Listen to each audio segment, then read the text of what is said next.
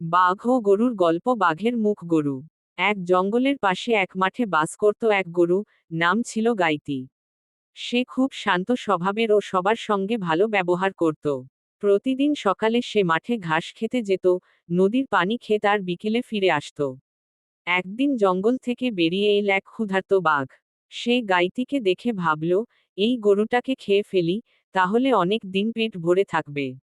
বাঘ গাইতির সামনে এসে বলল, হেই গরু, আমি এখনই তোমাকে খেয়ে ফেলব। গাইতি ভয় কাঁপলেও সাহস করে বলল, তুমি যদি আমাকে এখন খাও, তাহলে তুমি শুধু একবেলা পেট ভরবে। কিন্তু আমি যদি কিছুদিন বাঁচি, তাহলে আমি আরো মোটা ও সুস্থ হয়ে উঠব, তখন খেলে তোমার অনেক বেশি উপকার হবে। বাঘ কিছুক্ষণ চিন্তা করল। গরুটির কথা ঠিক। সে বলল, আচ্ছা, আমি 3 দিন পর আসব, তখন তোমাকে খাবো। 3 দিন পর বাঘ এল। কিন্তু গাইতি তখন নিজের বন্ধুদের নিয়ে তৈরি।